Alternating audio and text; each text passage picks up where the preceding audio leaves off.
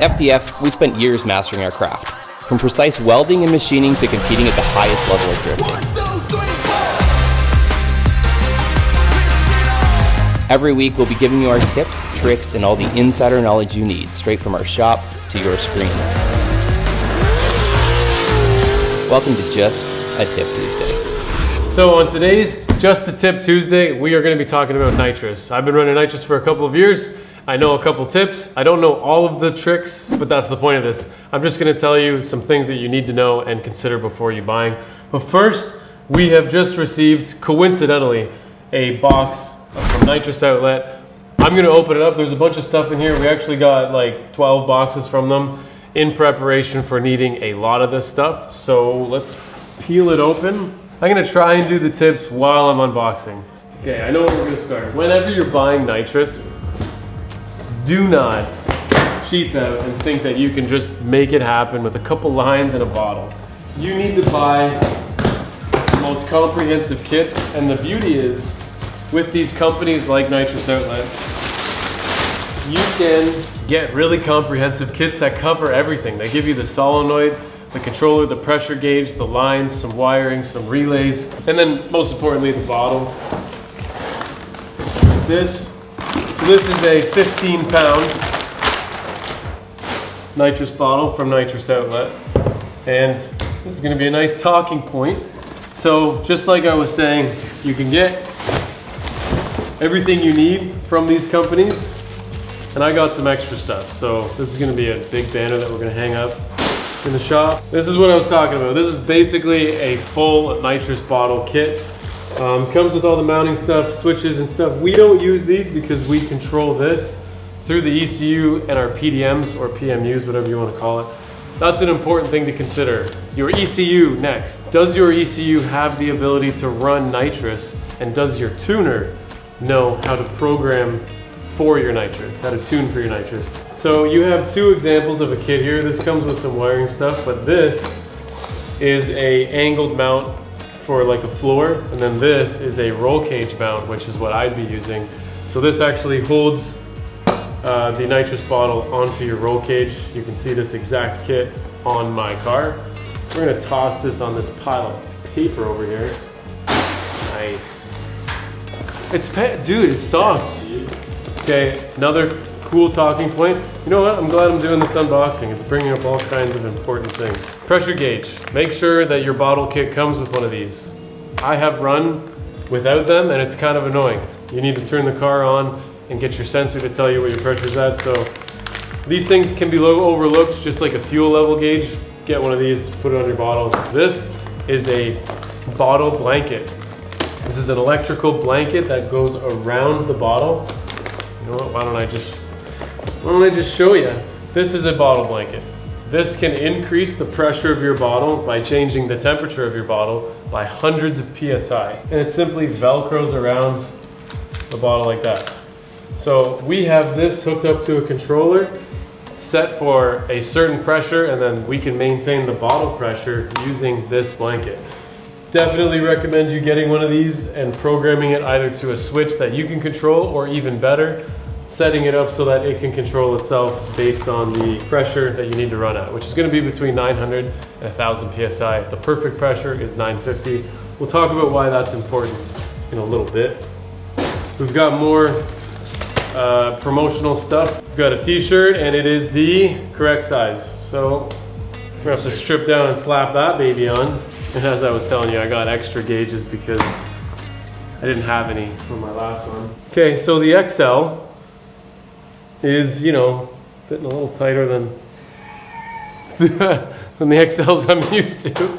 Now we've got our last little key to the puzzle. This is a nitrous plate, the Hornet, the Stinger, the Nitrous Outlet 4 Stinger. Okay, so this basically gets sandwiched between my carb style throttle body, which is still fuel injected, it just looks like a carb, and my CID intake, and it sprays the nitrous evenly into each port. It's probably the fastest way to hook up your nitrous. You can change your pill size or your nitrous size, basically 100 shot, 200 shot, 300 shot, really easily. on the inlet and it works great. I've run two of these on my 2 cars, and we're about to put this one on the 3rd car. Comes with some lines, solenoids. These are what you're going to be using to control the nitrous system. These are high pressure. They require a lot of power. You need to know how to program these in order to use them. So just make sure you do your research. But that is the cool kit from Nitrous Outlet.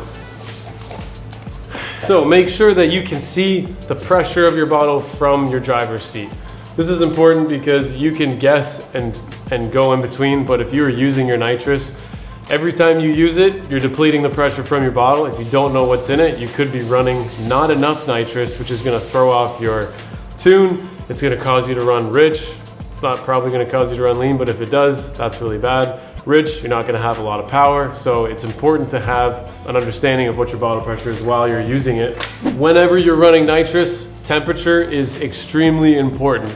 If you're running at hot tracks or you're out in the cold, the temperature is going to affect the pressure of this bottle by a lot.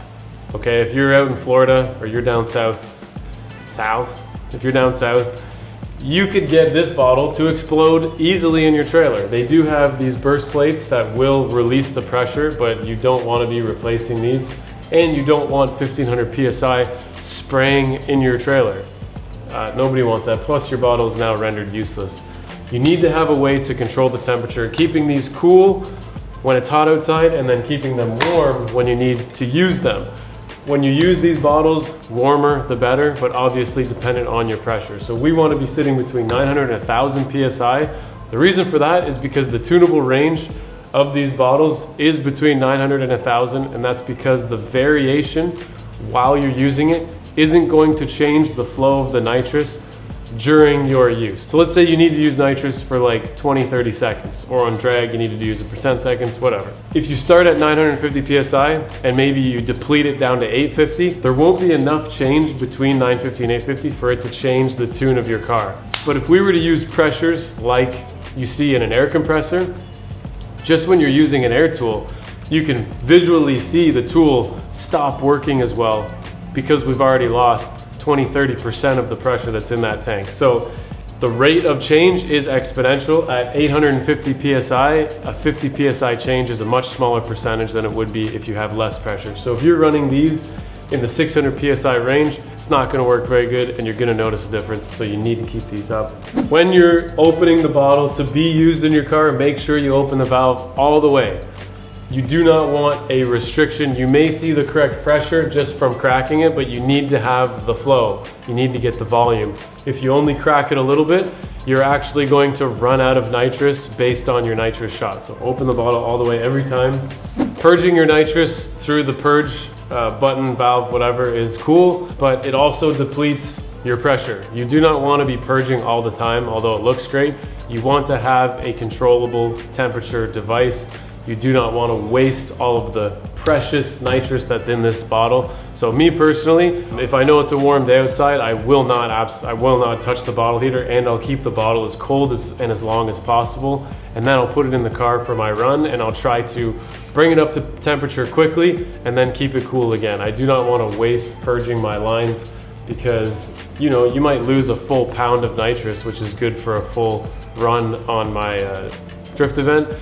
And it's time wasted, so make sure that you aren't purging just for the fun of it. You can do it at first, but I don't recommend doing it all the time. It's a waste. When you're handling these bottles, be very careful. If you break this end off by dropping it, it will turn into a rocket that could potentially kill you. So be careful with that. When you're transporting these bottles, make sure that you have a nice way for them to stand up straight and are well secured within your trailer or your truck, however you're transporting them.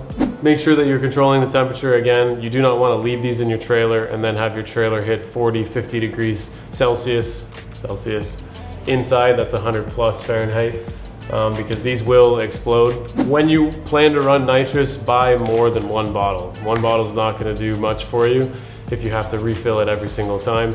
And if you're really having issues with the temperature and one bottle's not warming up fast enough or something, you have another bottle to warm off to the side and get your temperatures and your pressures in the right zone. So that's Probably not all the tips that you could have in running nitrous, but those are the ones that I could pull off the top of my head. This is just a tip anyways, so we don't need to cover absolutely everything in detail. Thank you, Nitrous Outlet, for being a partner with us this year. They are providing me with 8 of these bottles that we will be using in a very serious competition to make the most power. And I got the 15-pound bottle so that they could last as long as possible. Thank you guys for watching, and we'll see you guys in the next video.